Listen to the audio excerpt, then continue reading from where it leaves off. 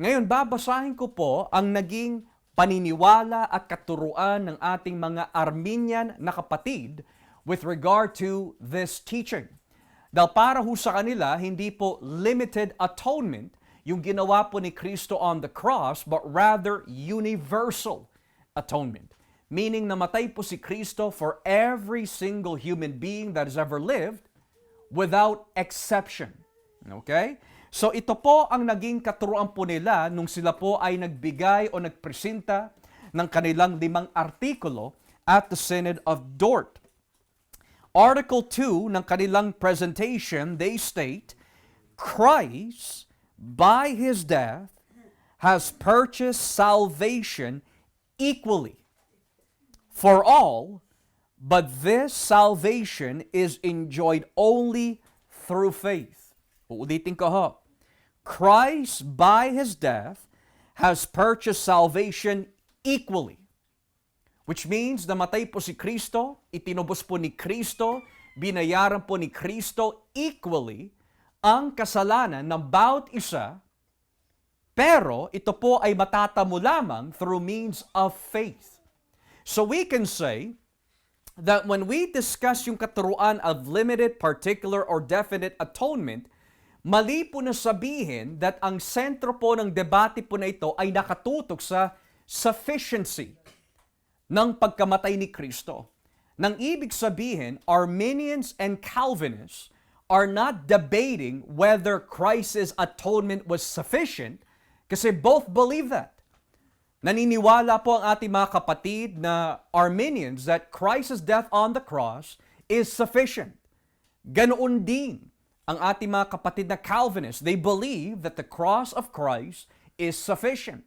Subalit when we talk about the debate of para kanino namatay si Kristo, lalo na when it comes to limited atonement, definite atonement, particular atonement, there are 2 things na pinagdedebatehan po dito. Not the sufficiency of the cross, but rather yung tinatawag na intent at yung tinatawag na extent. Nang ibig sabihin, when Jesus died on the cross, ano po ba yung layunin? Ano ang kanyang layunin kung bakit po siya namatay sa krus? That is intent. At kapag sinabi naman po yung salitang extent, para kanino yung pagbabayad sala ni Kristo sa krus? One deals with purpose, the other deals with the extent for whom did Jesus die for. Ngayon, sa ating mga kapatid na Armenian, they would say that the intent was to perhaps make salvation possible or potential. Okay? Yan ang pananaw ng ating mga kapatid na Armenian during that specific period of time. The intent of the atonement, yung intention kung bakit isinugo ng Ama ang anak, was to make salvation a possibility or a potential. Nang ibig sabihin, His death on the cross ay inabot na po para sa lahat, and it is up to the person na tanggapin po ito. So there are some who are potentially saved. Okay? So yan ang pananaw ng ating mga kapatid during that specific time. Subalit, para po sa mga Dutch Reformed, the intent was definite. Salvation. Or salvation accomplished for a particular group. Okay? So para sa mga Armenian, potential lamang. There's no guarantee lahat ay maliligtas, but it was meant for all. pero it's only meant for those potentially that will believe. Whereas para po sa Dutch Reform, yung mga Calvinists po during that time, it is definite, meaning walang potentiality. Kapag namatay si Kristo, sigurado may maliligtas. Hindi yung maybe may maligtas. O baka may maligtas. O walang kasiguraduhan. Para ho sa mga Dutch Reform, may kasiguraduhan. Because this was made intentionally, particularly for a specific people. Whereas here, parang, we hope na may tatanggap. We hope na may lalapit. We hope. Nagpabakasakali lang. Okay? Yan ang intent. Yan ang pinagdedebatean po ng dalawa. Ngayon, pagdating sa extent, for the Armenians, they would say, all without exception. Kapag sinabi po all without exception, yung mga tao ho that has lived in the past, maging sa ating kasalukuyan and even in the future, ang bawat isa sa kanila, without exception, maging yung mga tao sa impyerno ngayon, without exception, namatay si Kristo para sa kanila. Binayaran ni Kristo ang kanilang mga kasalanan. So that means yung kasalanan po ni Judas Iscariote, even though he is now in hell if he did not repent, binayaran po ni Kristo ang kanyang kasalanan.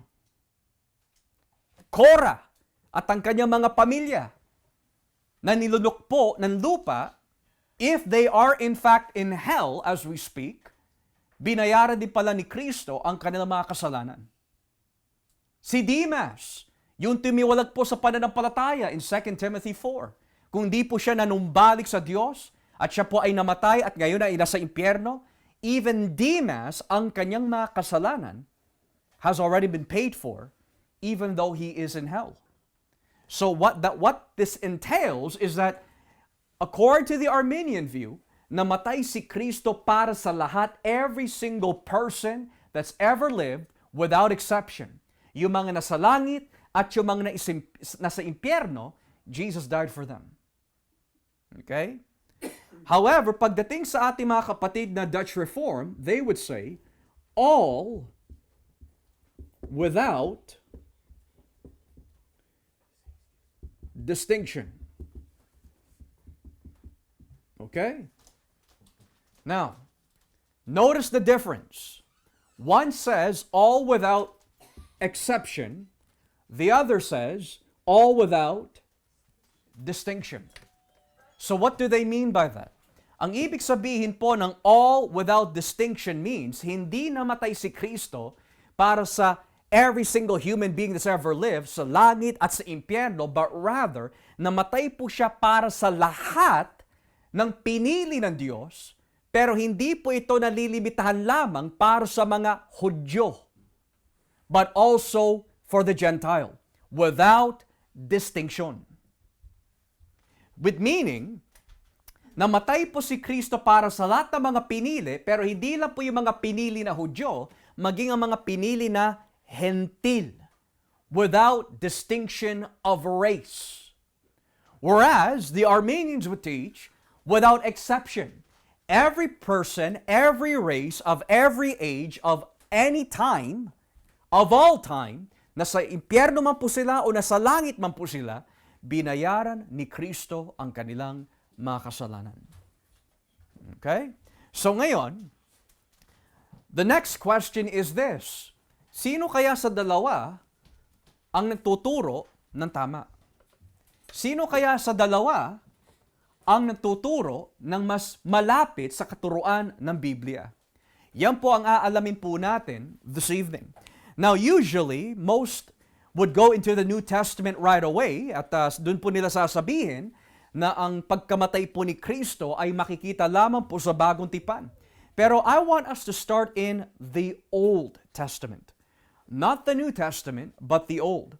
After we look at the Old Testament, we will transition sa Bagong Tipan. Pero bago po natin simulan po yan, buburahin ko muna ho ito because there are specific words na ayoko po na ma-miss out po natin. Dahil these specific words na nakasaad po sa Lumang Tipan ay inilagay po ng banal na Espiritu para humakonect po natin yung mga nakasaad sa Bagong Tipan. So simulan po natin dito in the book of Deuteronomy, chapter 7. Deuteronomy, chapter 7. Okay? And let us begin in verses 6 to 8. Deuteronomy chapter 7, verses 6 to 8. So we have to look into the doctrine of election muna para maunawaan po natin the doctrine of atonement. So Deuteronomy 7, verses 6 to 8. Deuteronomio 7, 6 hanggang 8. Sabi ho dito, sapagkat ibinukod kayo ng Panginoon na iyong Diyos sa lahat ng mga tao. Kayo ang pinili ng Panginoon na iyong Diyos na maging espesyal niyang mamamayan. Pinili kayo ng Panginoon at minahal. Hindi dahil mas marami kayo sa ibang mga mamamayan, dahil kayo pa nga ang pinakakaunti sa lahat. Pinili niya kayo daw sa pag-ibig niya sa inyo at tinutupad niya ang kanyang ipinangako sa iyong mga ninuno. Iyan ang dahilan na inilabas niya kayo sa Egypto sa pamagitan ng kanyang kapangyarihan at pinalaya sa pagkaalipin sa Faraon na hari ng Egypto. Now, the question we want to ask is, bakit po natin muna binalikan yung doktrina of election? Because in the order of what we see in the debate, nauna muna yung total depravity. Walang abilidad po ang tao na dumapit po sa Diyos na bukod pa ho sa kanyang biyaya. Dahil patay nga ho siya. So dahil wala po siyang kakayahan, dahil ito po ay nawalang abilidad nung nagkasala po si Adan, sumunod po yung ikalawang doktrina, unconditional election. Because man is unable to choose God, God has to choose man. Okay? So dahil po, mas nauna ang you kesa sa L, ito po ay nagbibigay ho sa atin ng isang theological na pahiwatig, hindi po pwede mamatay si Kristo and then pipili siya. Namili muna ho siya at kung sino yung pinili niya, yun din ang mga grupo na pinili niya that He would die for. And why is that important? Dahil ang pinili po ng Diyos in Deuteronomy ay sino? Mga Israelita. At bakit po sila pinili? Dahil mahal niya po sila. Hindi po ito nakabase sa dami ho nila o kakayahan po nila. Pero sabi nga ho dito, in verse 8, pinili niya kayo daw sa pag-ibig niya. So hindi dahil mas marami sila, mas magaling sila, mas mahusay sila. He chose them out of love. Now, in that type of teaching, and with that in our minds, the next question is, para kanino po ang kanyang pagbabayad sala in the Old Testament? Basahin po natin ang Leviticus chapter 16.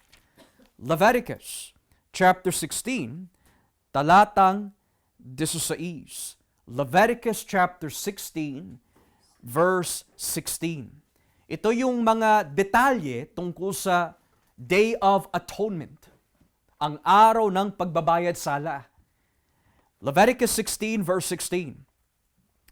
Ganito ang paraan na gagawin ni Aaron para luminis ang pinakabanal na lugar dahil sa karumihan ng mga taga-Israel at sa kanilang mga kasalanan at pagsuway. Ito'y gagawin din ni Aaron sa lahat ng bahagi ng tolda na nasa gitna ng maruming mga taga-Israel. Verse 17. Walang sino mang mananatili sa loob ng tolda sa oras na pumasok si Aaron sa loob ng pinakabanal na lugar hanggang sa siya'y lumabas. Pagkatapos niyang magawa ang seremonya para matubos siya, ang sambahayan niya at ang lahat ng taga-Israel. Ibaba po ang basa sa verse 19. Sa pamagitan ng kanyang mga daliri, iwiwisik niya ng 7 beses ang natirang dugo sa altar para ito'y ihandog sa Panginoon at upang ito'y linisin sa karumihan dahil sa kasalanan ng mga taga-Israel. Verse 20. Pagkatapos magawa ni Aaron ang paglilinis sa pinakabanal na lugar at sa iba pang bahagi ng tolda, pati na ang altar, dadalhin niya sa gitna ang buhay na kambing. Ipapatong niya ang 2 kamay niya sa ulo ng kambing at ipapahayag ang lahat ng kasalanan at pagsuway ng mga taga-Israel. Ibaba po ang basa, verse 22. Kaya dadalhin ng kambing ang lahat ng kasalanan ng mga taga-Israel doon sa ilang. At sa kahulian, verse 33, ibaba po ang basa sa verse 33. At gagawin niya ang seremonya ng paglilinis sa pinakabanal na lugar at ng iba pang bahagi ng tolda, pati na ang altar ng mga pari at ng mga mamamayan ng Israel. So here's the question I want to ask you.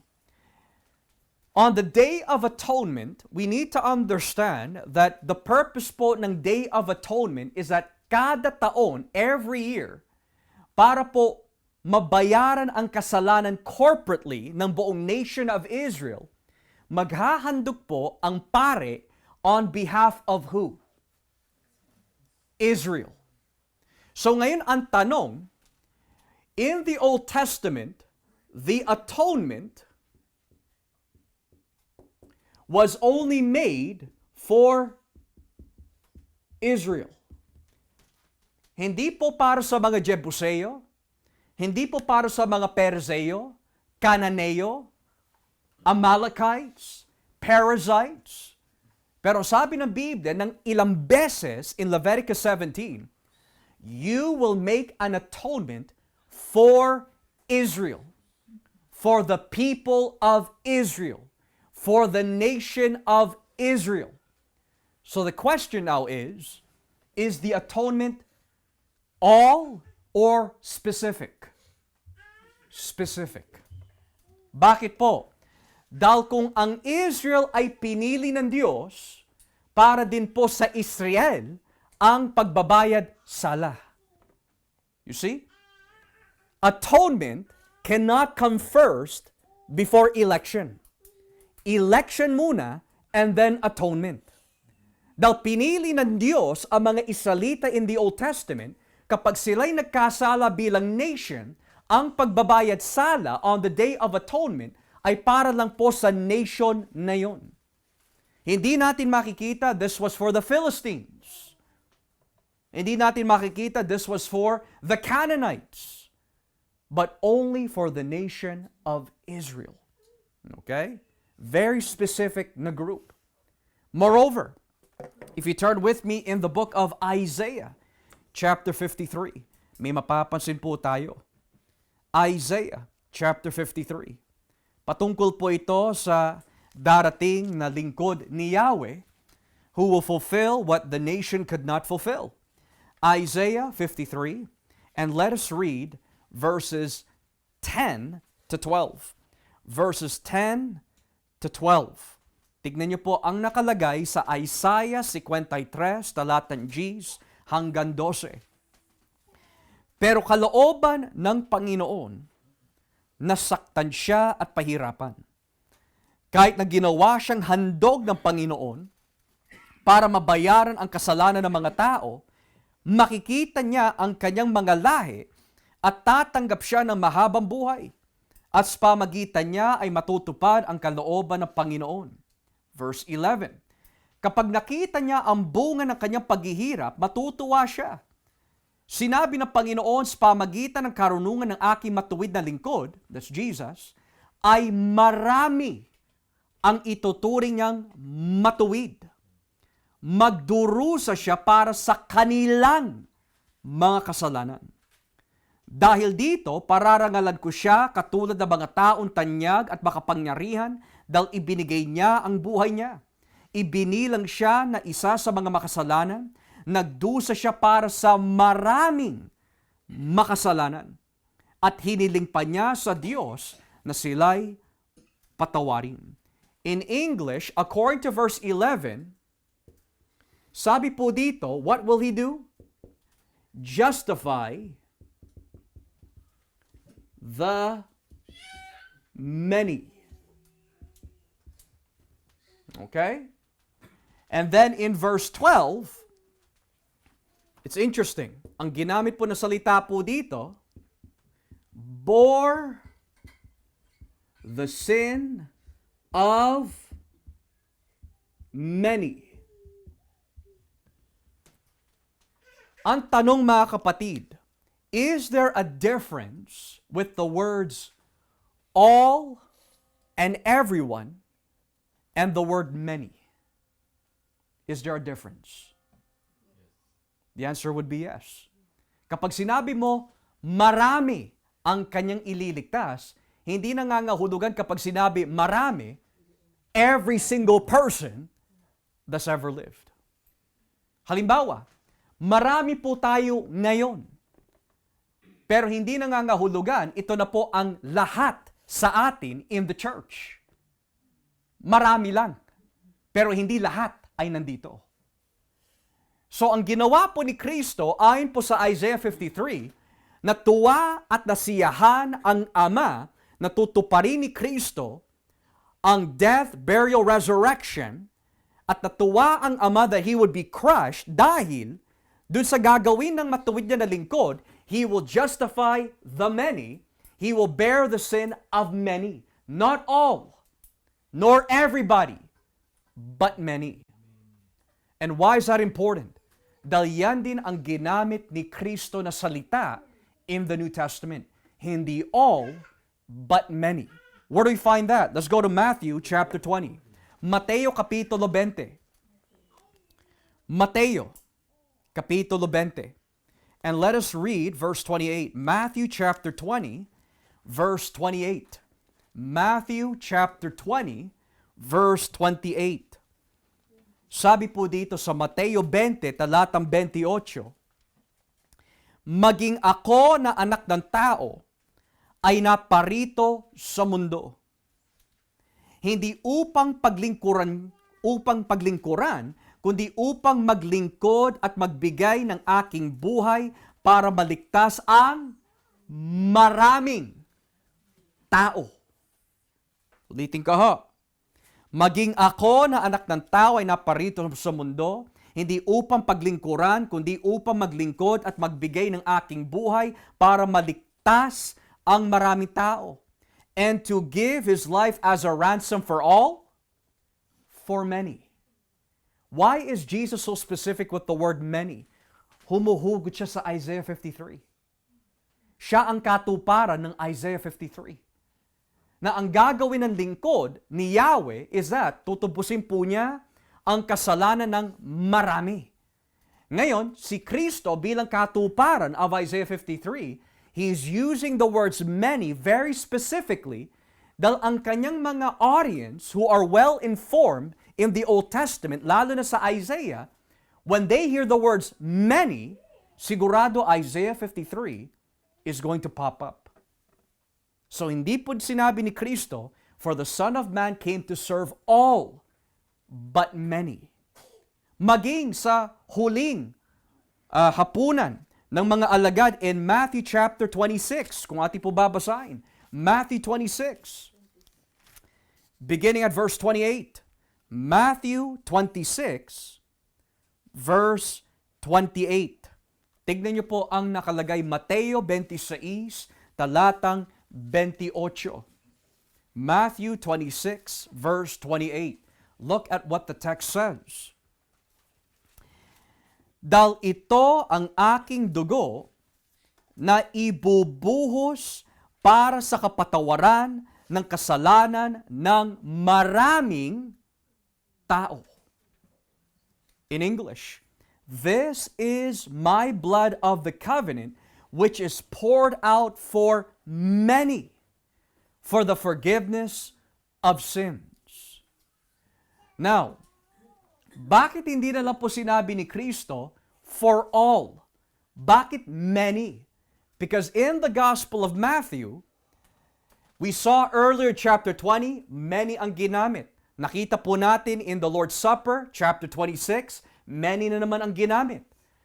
The reason why yan ang salita na ginamit ni Kristo, buot pa sa nais po niya i-connect sa Isaiah 53, we need to understand that yung intention ni Kristo why He died on the cross was not to save all, but to save the many. And how do we know hindi lahat, kundi very specific lang?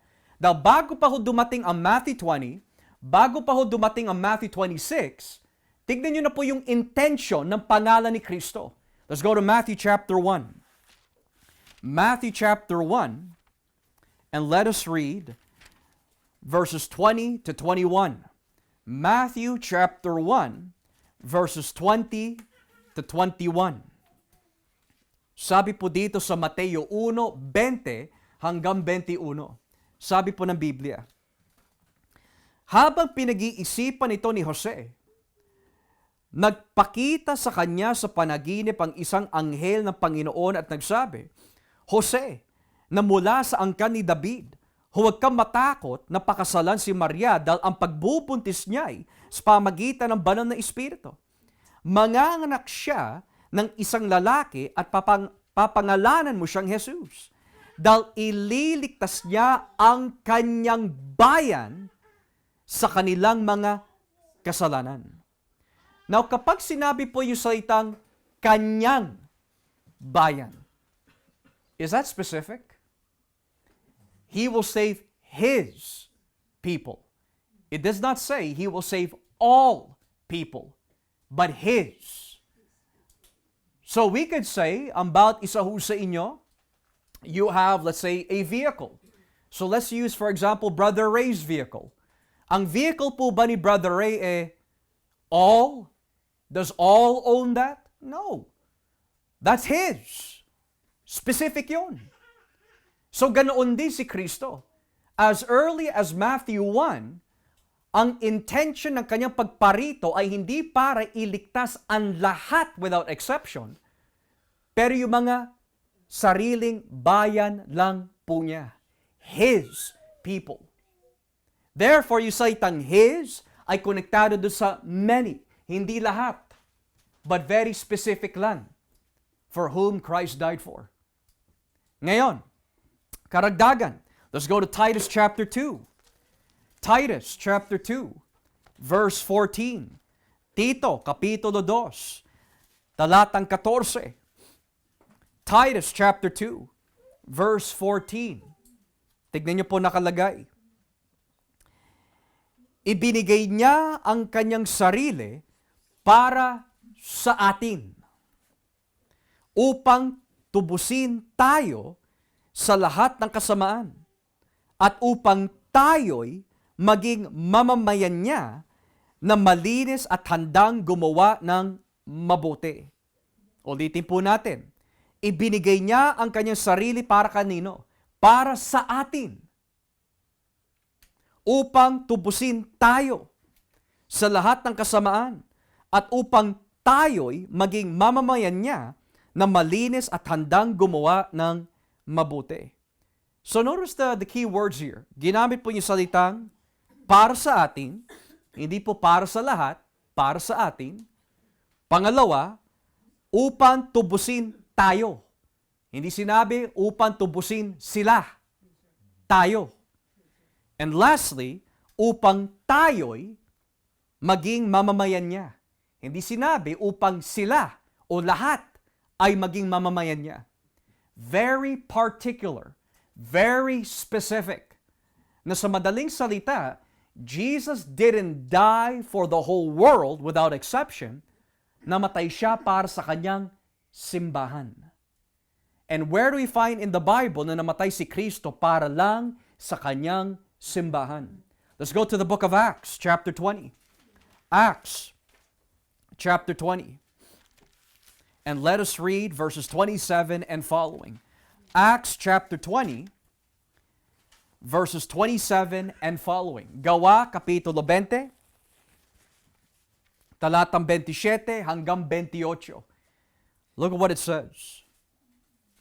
Sapagkat, this is Paul speaking to the Ephesian elders, sapagkat wala akong inilihim sa inyo sa aking pagtuturo tungkol sa buong layunin at plano ng Diyos.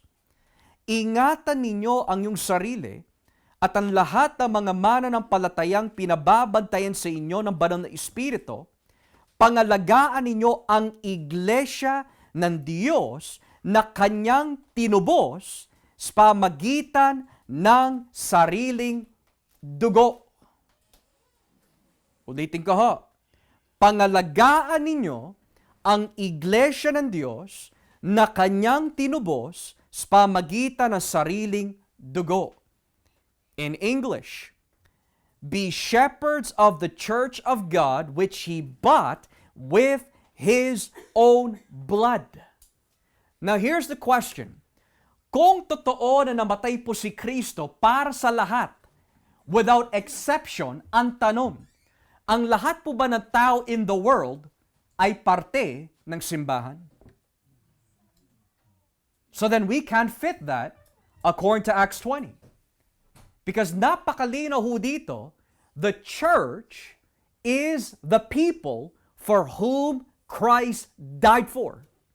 At kung sasabihin po natin na matay po si Kristo para for every single human being that has ever lived, ang tanong, ang lahat po ba ng every single human being ay bahagi ng church? No. So bakit po sinasabi ni Pablo sa mga pastor ng Ephesus, alagaan nyo sila mabuti? Dahil ang iglesia are the people that Jesus died for. Sila yung many na tinutukoy po sa Lumang Tipan. Sila yung His people na binabagit sa Mateo 1. Sila yung us, we, ours, na binabagit po sa Aklatang Tito. Now, if that is not enough, let's go to the book of Ephesians chapter 5. Meron din binabagit sa Efeso kapitulo 5. Ephesians chapter 5, verse 25. Efeso 5, talatang 25. Para kanino namatay si Jesus? Efeso 5, talatang 25. Ephesians 5, verse 25. Mga lalaki, mahalin ninyo ang iyong asawa, tulad ng pagmamahal ni Kristo sa kanyang iglesia. Inihandog niya ang kanyang sarili para kanino? Sa iglesia. So Paul is not making this up. Hindi lang po ito isang talata lang na binanggit po sa Biblia, but there are several texts na napakalinaw. Kaya maingat po si Kristo sa kanyang iglesia. Kaya maingat po ang Banal na Espiritu sa atin. Kaya tayo iniingatan ng Ama bilang church is because Jesus died for us. Ibinigay niya ang kanyang sarili for the church. At ang tanong, who is the church? We can't say all. The moment you say all, lahat yan ay bahagi ng kinatawan ni Kristo. Pero napakalinaw, not all is a part of the church. So who then is the church? Basahin po natin ang John chapter 10. John chapter 10. And let us read, mga kapatid, verses 11 to 15. Who is the church? John 10, verses 11 to 15. Tignan niyo po ang nakalagay. Ako ang mabuting pastol, at ang isang mabuting pastol ay handang mag-alay ng kanyang buhay para sa kanyang mga tupa.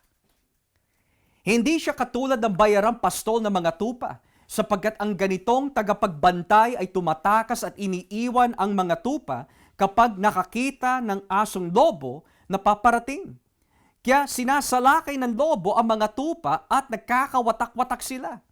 Tumatakas siya dahil bayaran lang siya at walang malasakit sa mga tupa. Ako ang mabuting pastol, kung paano ako nakikilala ng aking Ama at kung paano ko siya nakikilala, ganyan din ang pagkakakilala ko sa aking mga tupa at ang pagkakakilala nila sa akin. At iniaalay ko ang aking buhay para sa kanila. Now, there's two things I want to explain here. Number one, kapag gumagamit po si Kristo ng mga metaphors, analogy, halimbawa, of animal figures, animal characteristics in the Gospels, meron po silang nilalarawan. Halimbawa, aso. Minsan tumutukoy po sa mga hentil, Minsan tumutukoy po sa mga huwad na propeta, pero tumutukoy din po siya sa mga taong marurumi na hintil. Kagaya po ng Syrophoenician woman. Sabi niya, even the dogs wait at your table for crumbs. Mga hintil. Minsan, may mga hayop po na naglalarawan ng mga false teachers, mga asong lobo. Beware of false teachers, false prophets, na nakasuot po, nakadamit na parang tupa, pero deep down, mga mababangis na lobo sila. So minsan, ang mga lobo ay naglalarawan ng mga false teachers. And then mga baboy. Sa kawikaan, ang babaeng maganda externally, pero ang kanyang pag-uugali, marumi, ay hinalintulad po sa isang baboy na may singsing sa kanyang ilong. Marumi ang kanyang pagkatao. Yan din ang sinabi po ni Pedro sa 2 Pedro 2 when he says, ang mga huwad na guro ay kagaya ng mga baboy na pagkatapos po linisin, bumabalik sa putikan. Do not cast pearls among swine. Tumutukoy po yan sa mga taong nagre-reject ng ebanghelyo. But when it comes, mga kapatid, sa sheep, lagi po yan tumutukoy sa mga sumasampalataya. Never negative po yan. Lagi positive. Ang negative ay mga kambing. Ang negative minsan ay mga ahas. Ang negative ay mga baboy, mga aso. Pero pagdating po sa hayop na tupa, most of the time, lagi po siya positive. Now, how do we know that? Ibaba po natin ang basa sa verse 25. Verse 25. Look what it says. Sumagot si Jesus sa kanila, sinabi ko na sa inyo kung sino ako, pero ayaw naman ninyong maniwala. Ang mga ginawa kong himala sa pangalan ng aking Ama ang nagpapatunay kung sino ako. Verse 26. Ngunit ayaw niyong maniwala sa akin dahil hindi kayo kabilang sa aking mga tupa.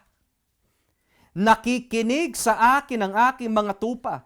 Kilala ko sila at sumusunod sila sa akin.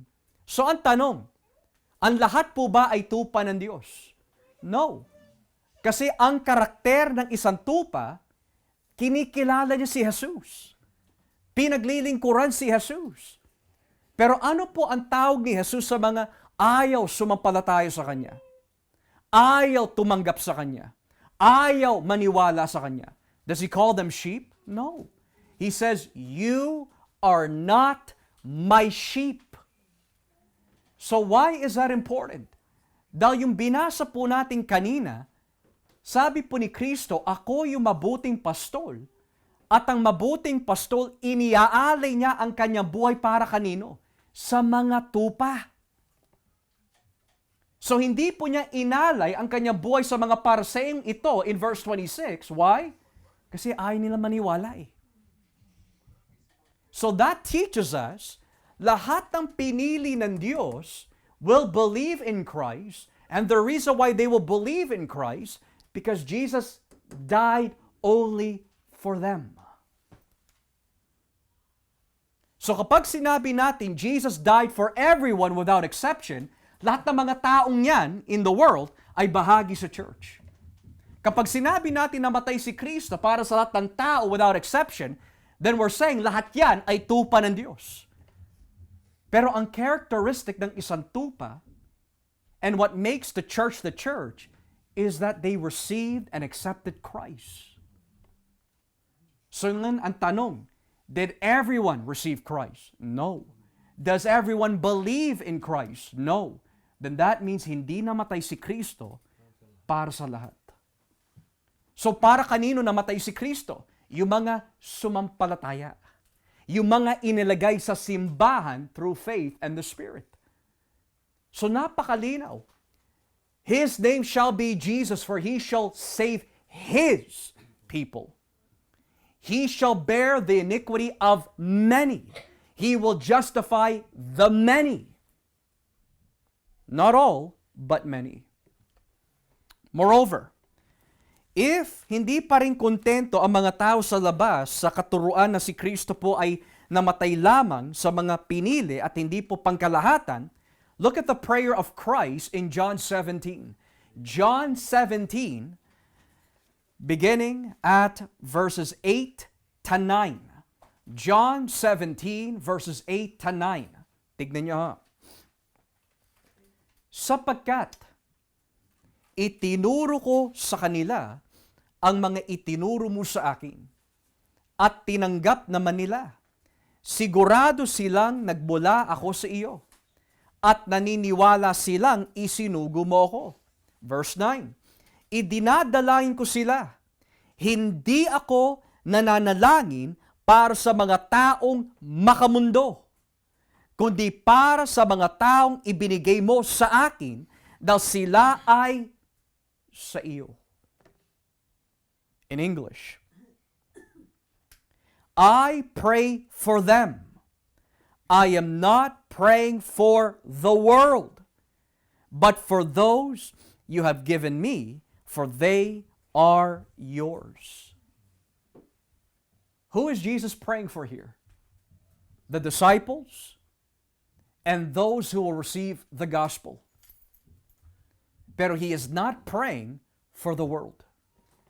Dahil ang John 17, kung hihimay-himayin, maigi, ang function po ni Kristo in this prayer is a high priest. Ang tanong, kanino po ba itinotoon yung kanilang panalangin kung ikaw ay high priest in the book of Leviticus? Sa Israel lang. Hindi natin makikita sa Leviticus 16 that nanalangin po ang mga pare at nag-ali ang mga pare para sa mga Filisteo, Amoreo, Cananeo, kundi mga Israelita lang. So si Kristo bilang the heavenly high priest ng bagong tipan, kanino po siya nananalangin? Napakalinaw.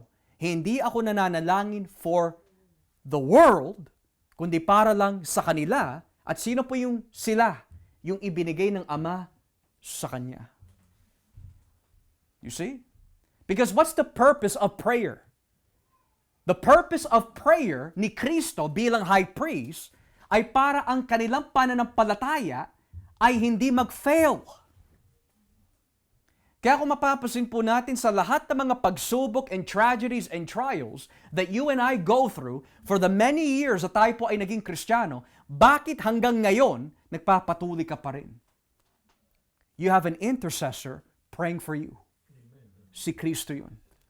It's not Mary, it's not Paul, it's not the angels, it's Jesus. I'll give you another example. Noong nagkasala si Judas Iscariote, sinabi agad po ni Kristo bago po magkasala si Judas Iscariote, alam ko yung gagawin mo at yung gagawin mo, gawin mo na mabilis. Nung nagpakamatay si Judas Iscariote, wala tayong mababasa na nalangin si Kristo para sa kanya. Wala. Bago ho i-deny ni Pedro si Jesus, ano po ang sinabi ni Kristo kay Pedro in Luke? Nagpapaalam si Satanas to sift you like wheat. Pero ano sinabi ni Kristo? Pero ako'y nanalangin para sa iyo. So now you want to ask the question, kala ko po ba namatay si Kristo para sa lahat? If He did, how come He didn't pray for Judas, pero kay Pedro, He did? Kasi ang function ng high priest is not to pray for all, but to pray for some. At kitang-kita ho natin yan in John 17. The reason why may mga iba na namamatay na hindi tinatanggap si Kristo, may mga iba na namamatay na tinatanggihan ang Ebanghelyo, pero ikaw na nabubuhay, tinanggap po si Kristo, because He died for you and is praying for you. That's why. Si Judas Iscariote, Jesus didn't pray for him. Si Pedro, Jesus prayed for him. Is it because Jesus is a respecter of persons? Hindi ho. Napakalinaw, from eternity, namili na po ang Ama kung sino ang kanyang ililigtas pamagitan ng kanyang anak at kung sino po ang magiging pinili ng Ama, yung din are the very people that Jesus would die for. Kaya napakalinaw in verse 9 eh. Idinadalain ko sila. Hindi ako nananalangin para sa mga taong makamundo. Napakalinaw nun. Now that begs the next question. Masama ba na ipanalangin ang kaligtasan ng mundo? The answer is, it depends. Why does it depend? Because we have to understand that yung function po ni Kristo ay naiiba sa atin. Meaning, alam ng Diyos kung sino ang kanyang pinili. Kaya very specific lang po si Kristo. Pero tayo, hindi natin alam kung sino pinili ng Diyos. So in that account, no, it's not wrong. But it would be wrong to say, Lord, iligtas mo ang bawat tao that's ever lived, when we know, hindi mangyayari yun. Kasi may mga tao na ho sa impyerno eh. So bakit pa ho natin ipapanalangin ang every single person kung alam natin hindi lahat ay papasok? So if we say, Lord, I pray for the world in the sense that kung may mga pinili po kayo sa mundo, ilapit niyo ho sila sa amin para mabahagian. Iligtas mo yung mga sasampalataya sa iyo. Walang kaso ho yun kung yun ang ating panalangin. At hindi rin ho natin pwede sabihin, hindi ko pwede ipanalangin ang aking asawa, aking mga anak kasi hindi sila pinili. Who said? You don't know that. Hindi mo alam yun. Hindi natin alam yun. Ang nakaalam ng ho kung sino ang pinili ng Diyos ay ang Diyos mismo. For God knows His elect. We don't. Kaya we can say, Lord, I pray for the salvation ng aking mga anak, salvation ng aking asawa. That's not a bad prayer. That's an excellent prayer kasi hindi mo nga alam eh. Pero ang hindi po makuha ng ating mga kapatid po minsan sa kabilang kampo is that Jesus' death was for everyone. Kaya lang, God tried His very best na iligtas sila, kaya lang yung no nila ay makapangyarihan. At nirerespeto ni Kristo ang kanilang no, kaya hindi maligtas ni Kristo yung mga taong yan. That's not a good doctrine. You know why? That presupposes mas malakas ang free will ng tao sa pwedeng gawin ng Diyos. So in other words, let's say, nais ng Diyos iligtas si Brother Joel, kaya lang sinabi ni Brother Joel, no Lord, ayoko tanggapin si Kristo. So ngayon, sabi ng Diyos, okay Joel, hindi na kita ililigtas kasi sinabi mo no eh. Wala na akong magagawa. Tinry ko na lahat. Tinry na ng Ama, tinry na ng Anak, tinry na ng Espiritu Santo. Ginawa namin ang lahat na makakaya namin, pero daw sinabi mo, Joel, no, hindi ka na namin maliligtas. That's not in the Bible. Si Jonah po ba, when he said no may nagawa siya? Kitang-kita ho natin mga kapatid, kapag ginusto ng Diyos na iligtas ka, maliligtas ka. That's why it's limited atonement. Lastly, let's look at Romans chapter 8.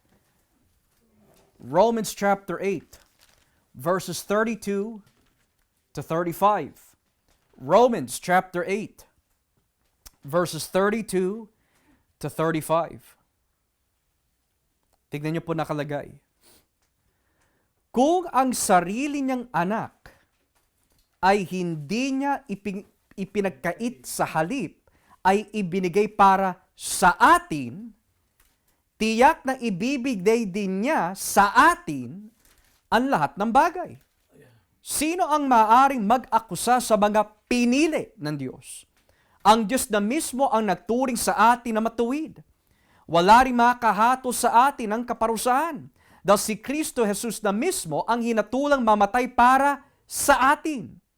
At hindi lang iyan, muli siyang binuhay at nasa kanang kamay na ngayon ng Diyos at namamagitan para sa atin. Walang makapaghihiwalay sa atin sa pag-ibig ni Kristo, kahit na dumanas pa tayo ng mga pagsubok, paghihirap, pag-uusip, gutom, kawalan, panganib, o maging kamatayan. Now this word keeps popping up. Para sa atin. Hindi nakalagay para sa lahat. Hindi nakalagay sa mga binasa natin na mamagitan si Jesus para sa lahat without exception. Hindi po nakalagay, itinuring ang lahat without exception bilang matuwid. Napakalinaw, paulit-ulit sinasabi ni Pablo, para sa atin, sa atin, sa atin. Because that is what is consistent all throughout Scripture. He bore the sins of many. He justified the many. He will save His people, His sheep, died for His church. He died for us. Because unless you see that God has chosen, yung pinili ng Diyos are those in whom He limits the atonement for. It doesn't make any sense. May mga pinili ang Diyos para sa kaligtasan, kaya lang, namatay si Kristo para sa lahat without exception. It doesn't make sense. Kaya nga namili ang Diyos kasi yung mga pinili ng Diyos, sila din ang ililigtas ni Kristo. So with that being said, we can say, mga kapatid, that the doctrine of limited atonement is limited kasi hindi siya limitado dahil walang kakayahan ang Diyos. Limitado po siya kasi yan ang intensyon ng Diyos. Now, here's something we need to understand. We need to understand yung will of God. Will. This is very important. Why? Because the will explains yung intent. Now, ang tanong, kapag ginusto po ba ng Diyos, kapag niloob po ba ng Diyos, ang isang bagay na mangyayari po ba yun? So wala ho tayo tutol doon. So ang tanong, kung niloob ng Diyos ang lahat ay maligtas, may mahuhulog po ba sa impyerno? No. Notice the first question. Kapag niloob ng Diyos ang isang bagay na magaganap po ba yon? Yes. So ngayon, kung iniloob po ng Diyos ang lahat ay maliligtas without exception, may mahuhulog po ba sa impyerno? The answer is no. So now you have to go to the next question. If God willed na mamatay po for a people, then sila lang in whom the effect of that atonement ay matutupad. So ngayon, ang intent is this. Para sa mga Arminians, the intent of God's will for saving is universal. Without exception. Kapag niloob ng Diyos na ang lahat without exception ang maliligtas, walang mahuhulog sa impyerno. Wala. Ni isa. At kahit na tutulan ho ito at sabihin, well, God respects our no. No, He doesn't. If God desires to do something, whether you say yes or no, mangyayari at mangyayari ho yun. Pharaoh said no to God. May nagawa po ba siya? Jonah said no to God. May nagawa po ba siya?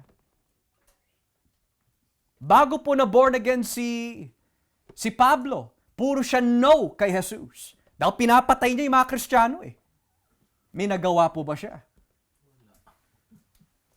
Maging si Job, in Job 42 sabi niya, Panginoon, alam ko magagawa mo ang lahat ng bagay at walang sino mang pwede humadlang sa iyo. So the Arminians would say, the intent was universal. This means lahat ay maliligtas. Bakla, atheist, Muslim, lahat. It doesn't matter. Without exception eh. Maging yung mga nasa impyerno ngayon, maliligtas balang araw.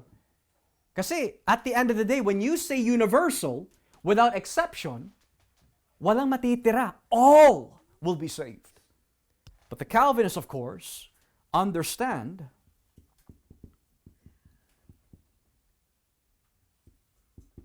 that the universal here is without distinction. Meaning, ang ebanghelyo is to preach to everyone, Jew or Gentile, at kung sino man ang pinili ng Diyos na Jew or Gentile na tatanggap sa Kanya, those are the ones that Jesus died for limited atonement. Now, this is part 1 ng ating pag-aaral this evening sa doktrinang yan. Why? Kasi malamang, may mga katanungan ho tayo. Well, what about for God so loved the world? What about He is a propitiation not only for our sins, but for the whole world? Or what about God desires that all would be saved? Or what about yung binabanggit sa Ikalawang Pedro 3, not willing that any should perish? So lahat ng mga tekstong na nakalagay, all, world, we're going to be looking at that exegetically next week, Lord willing, para malaman natin, bakit po ba nasabi yun? So ngayon, the last question we want to ask is, then bakit natin pinag-aaralan ng part 1? Para kapag naliwanagan na ho tayo that Jesus died for only some, not all, yung all tsaka world na binabanggit next week, magiging malinaw na rin. Okay? So with that being said, if you're going to ask about any question about the world, if you could wait next week, ipapaliwanag ko ho doon. But does anyone have any questions this evening? Yung binabanggit sa Mateo 1:20 to 20 to 21, hindi ba ang kausap ng mga naghahayag ng salita mga Israelita? Yung kausap po doon? Ang kausap po doon si Jose. Si Jose po ang kinakausap. Walang kinalaman yung mga doon, mga Israelita. Doon sa his people? We could say that his people is a representation po of Jew and Gentile. Jew and Gentile ho yun. So, pag sinabi bang his people, yun, Jew and Gentile? Jew and Gentile po yun. So in the Old Testament, his people, primarily mga Hudyo. At least dun sa mga major prophets, minor prophets. Pero in the New Testament, his people, habang nag-expand po yung ating pagkakaintindi of the Gospels, the Book of Acts, napakalinaw, hindi po nalilimitahan po yung Messianic people sa mga Hudyo lang, maging ang mga Hentil. So his people, bahagi po tayo doon. Kasi yung sa Old Testament na sinabi niyo na tungkol sa mga Israelita, I thought ito ay para sa mga Israelita lang. Yung his people. Remember, yung Old Testament Israel, puro Hudyo. The New Testament Israel is the church, made of Jews and Gentiles. So hindi po, pero we could say that inuna po niya talaga ang mga Hudyo in the sense that talagang they are the people of God in the Old Testament, pero hindi lahat na nanggaling sa Israel ay mga tunay na Israel talaga in faith. Right? So may mga Israelita, may mga Hudyo na pinili ng Diyos, bahagi po dito yung 11 alagad. Bahagi po dito yung mga sasampalataya ho sa Kanya. Ngayon tanong ko, yung paano malalaman na sila yung mga pinili? Like for example, kung kailan malapit na silang mamamatay, tinanggap nila ang Panginoon. Yung ba pinili ng Diyos? Basta ang lahat po na tumanggap sa Panginoon habang sila'y nabubuhay, na may pagsisisi at pananampalataya, pinili po sila ng Diyos. So hindi porkit mamamatay na lang, sabihin na No. pinili ng Diyos dahil tinanggap niya ang Panginoon. Basta ang basihan po is those who believe on His name. So, to expand, kapag tinanggap ko ang Panginoon na may pagsisisi at pananampalataya, may kasamang bunga yun. Yeah, kasi umamatay na, paano niya mapapakita pa yung bunga? So, that's why, at the end of the day, Kagaya po nung that is a fruit. Yung tinanggap niyang Panginoon, that's a fruit. Bunga na ho yun. Kasi merong katulad ng katulad ng sinasabi natin do sa farmers, 'di ba? Yung wheat and tear. Kasi ang kaya lang tinanggap dahil it's because mamamatay na siya. Wala na siyang choice. Di ba? So, masasabi ba natin na tinanggap niya ang Diyos? So, kaya yung sinasabi ko ho kanina, that ang Diyos lang po ang nakakaalam. Pero ang basihan pa rin po, at least from what we see in the Bible, whether deathbed or not, basta tinanggap po niya ang Panginoon ng taus-puso, which is a fruit. Fruit pa rin po yun. Maliligtas po siya. Pinili siya ng Diyos. Yeah. Pero at the end of the day, we don't have 100% certainty para sa kanila. Pero ang Diyos lang ang may 100% certainty. Yeah. So basta nagsisi, sumampalataya, may bunga, pinili po yun ng Diyos. Okay? Anyone else have any other questions this evening?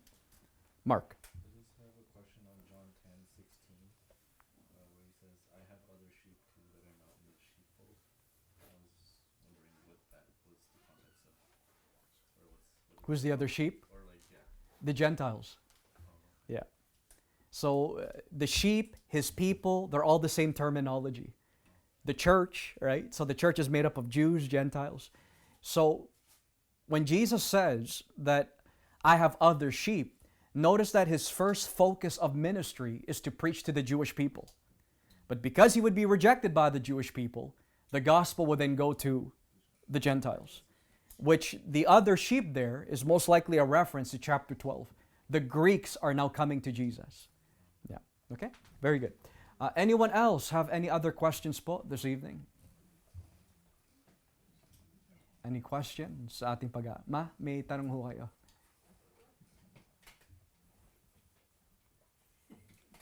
Hindi, tatanong ko lang hindi tungkol dito.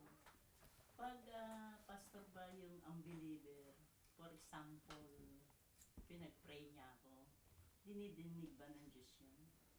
Ipag-pray ako ng unbeliever, dinidinig ba ng Diyos yun? Kanino ho siya nananalangin ho? For example, na nagkasakit ako,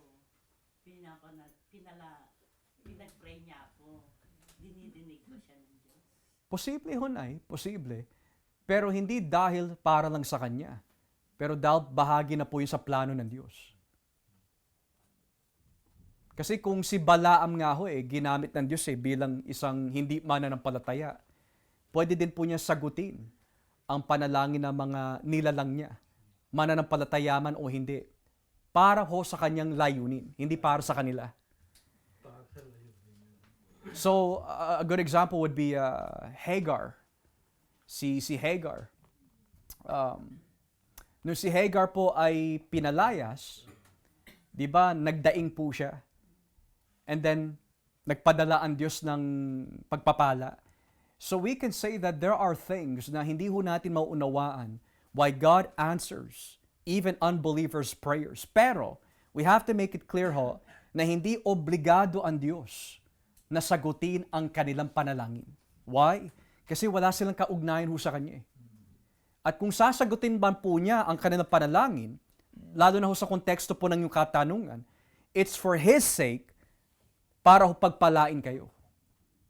Nang ibig sabihin, God can answer the prayer of unbelievers if it's a part of His plan. Na magbibigay po ng kapurihan para sa Kanya. Yeah. Pero hindi obligado po ang Diyos na sagutin po ang kanilang panalangin. Kaya ho, tinanong ko ho sa inyo kanina, who is He praying to? If He's a Roman Catholic, and most Roman Catholics naniniwala naman sa Diyos and the Trinity, posible, nasagutin po ang Diyos, ng Diyos yung kanilang panalangin, providing bahagi yun sa Kanyang plano. Yeah.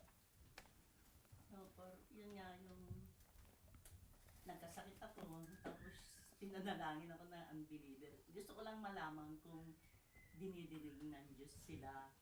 Kasi parang gumaling ako. Yun nga ang gusto kong malaman kung dinidinig nga sila. If I am not mistaken, Puma,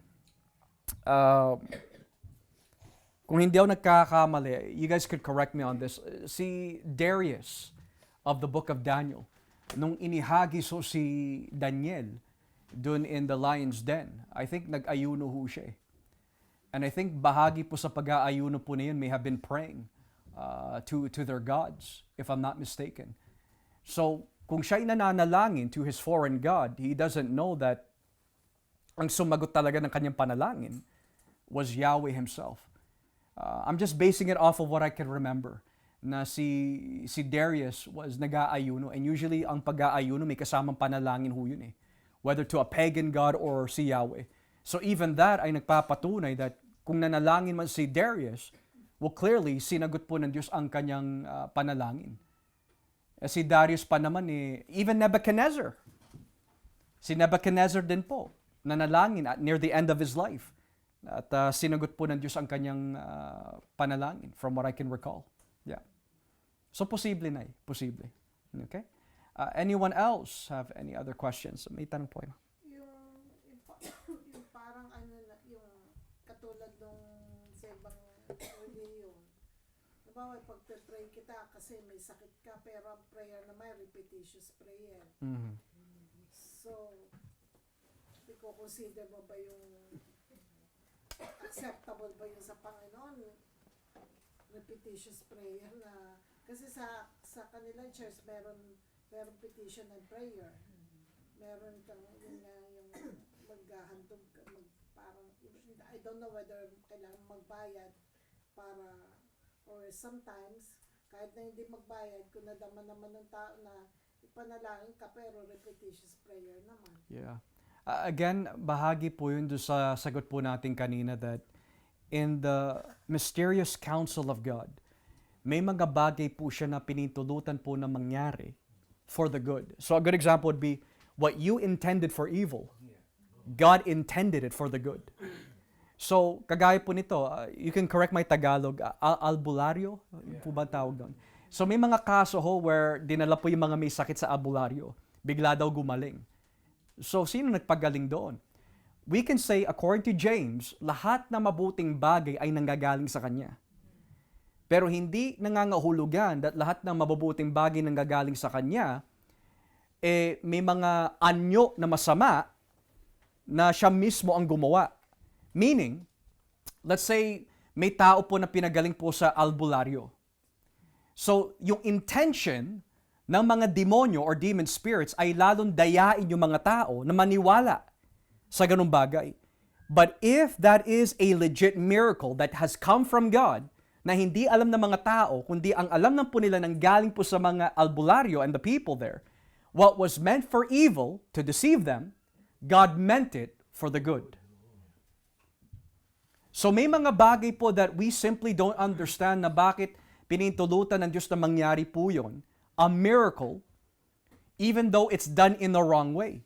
And we have to give that credit to God kasi hindi naman mangyayari yun kung hindi pinintulutan ng Diyos eh. Kasi ang mga demonyo, hindi sila pwede gumawa without God's intention. Right? So, as Christians, we cannot give that credit to demon spirits. We give that credit to God. If it's a good thing, it's all God's glory. Hindi natin pwede ibigay po yun sa iba. Why would God allow na gamitin ng mga demonyo na mapagaling sila? Bakit inaalaw ng Panginoon yun? Judgment. So ang taong ayaw maniwala ho sa Diyos, ipinapaubaya po niya sa kasinungalingan. That's in 2 Thessalonians 2. Upang maniwala sila sa kasinungalingan para sila'y mapahamak. Nasa 2 Thessalonica 2. Moreover, we can also say that in Romans 1, ipinaubaya sila sa isang pag-iisip na mali. Judgment po ng Diyos yun. So that's why bumabalik po tayo doon sa kasagutan po kanina, in the mysterious counsel of God.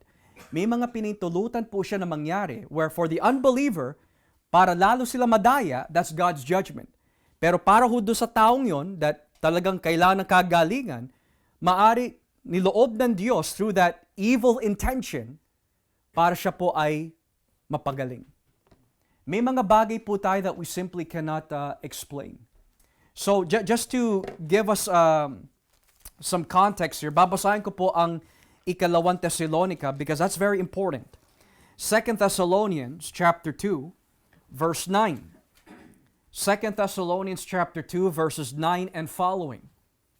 Para makita ho natin that may mga bagay na pinintulutan ng Diyos for His purpose. 2 Thessalonians 2, verses 9 and following. Ihahayag ang taong masama na taglay ang kapangyarihan ni Satanas. Gagawa siya ng lahat ng uri ng nakalilinlang na himala. You see? Kababalaghan at kamanghamanghang bagay. Verse 10. Gagamitin niya ang lahat ng uri ng pandaraya sa mga taong mapapahamak. Mapapahamak sila dahil ay nilang pahalagaan ang katotohanang makapagliligtas sana sa kanila, kaya pababayaan na lang sila ng Diyos sa matinding pagkalinlang para maniwala sila sa kasinungalingan. Nang sa ganoon, maparusahan ang lahat ng ayaw maniwala sa katotohanan at nagpakaligaya sa kasamaan. So that's very clear. Another example, Mama, would be in Leviticus. Bawal po makipag-ugnayan sa mga spiritista. Pero bakit pinintulutan ng Diyos makipag-ugnayan si Saul doon sa spiritista, tapos biglang lumataw ito si Samuel? Now, it's much debated kung si Samuel nga talaga yon. I'm of the opinion, I could be wrong, I'm of the opinion na hindi talaga si Samuel yon. Why? Kasi kung si Samuel nasa langit, bakit bigla po siya lumitaw from the earth? Sa baba siya lumitaw, hindi nanggaling sa baba, lumitaw po siya mula sa baba. So, may mga bagay that we simply don't understand why God allows it.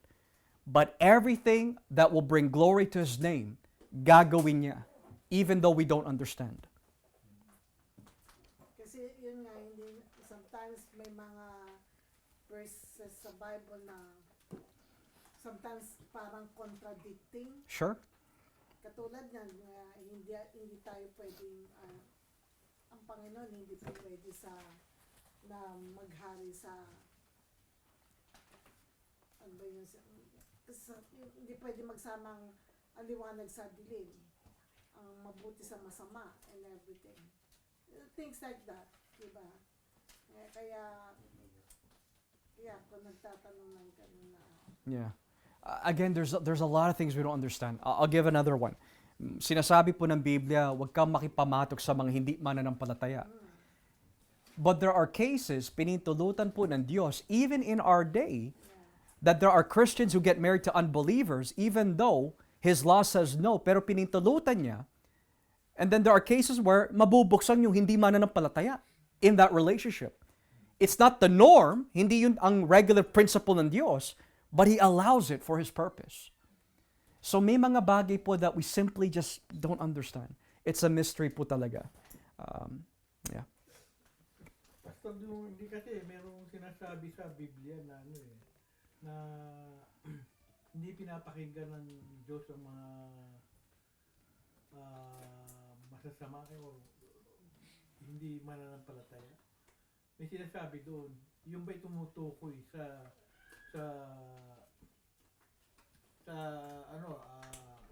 huwag lang mahadlangan yung layunin ng Diyos para magawa yung isang bagay na katulad nung yung panalangin na hindi mananampalataya. Yeah. I would say that yung mga teksto ho sa Lumang Tipan that says that if I turn my ear away from the law, my prayer is an abomination. If I regard iniquity in my heart, the Lord will not hear me. Totoo ho yun. That's definitely true. Pero hindi lagi. Kung ito ay bahagi nga sa plano ng Diyos. Yan ang inaano ko. Yeah. Kasi minsan pag sinabi ng Panginoon, hindi pinapakinggan niya yung panalangin ng hindi mananampalataya. Pero bakit nangyayari? Dumarating yun. Yun ang kasagutan. So it all depends on the wisdom of God, the plan of God. Yeah. Okay. Anyone else have any other questions this evening? Mark. I was just wondering where the Armenians are getting, Sorry? or where the Armenians are getting from the Bible that it's universal. Well, that's next week. And we could say that all world, right? Whosoever, right? So, yeah. If you can just wait next week lang, kapatid. We'll eventually get there, Lord willing. Okay? Anyone else have any other questions this evening? Okay. So, emotionally, mahirap tanggapin. At maari sabihin po ng mga tao sa labas, napaka-unfair ng Diyos. Pero ang tanong, obligado ba ang Diyos na iligtas ang mga tao nagkasala sa Kanya? No. Hindi obligado ang Diyos. Walang utang ang Diyos sa atin. Tayo ang may utang sa Diyos. And the moment na sinasabi po natin unfair ang Diyos, if you want fair, saan pupunta ang lahat ng makasalanan? Sa impyerno. Yun ang fair. Pero ang pinakita po ng Diyos para sa ilan is mercy and grace. Okay?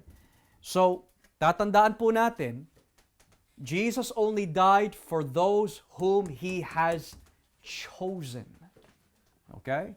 So kung ang Israel as a nation pinili ng Diyos, and the function of the high priest on the Day of Atonement ay para lang for the nation, pagdating sa bagong tipan, kung sino po yung pinili ng Diyos, doon din nakatutok ang pagbabayad sala ni Jesus.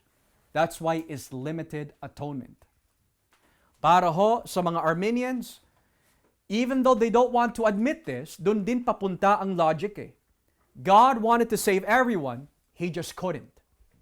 Ang labas noon, weak Savior. We say, God limited salvation for the elect. Kaya yung elect lang ang maliligtas to the very end. That explains why hindi lahat ay papasok sa langit dahil hindi lahat ay pinili ng Diyos, hindi lahat ay tupa ng Diyos, hindi lahat ay bahagi sa simbahan ng Diyos. And thus, hindi lahat that Jesus would come to die for. Okay? So with that being said, the purpose of limited atonement is that we would further appreciate the grace of God na ibinigay sa atin. Kaya hindi dapat lumabas sa ating bibig na matay si Kristo sa atin, kaya, I can do whatever I want. But rather, Lord, thank you. Sino ako para mamatay ka para sa akin? This should teach you humility, not arrogance.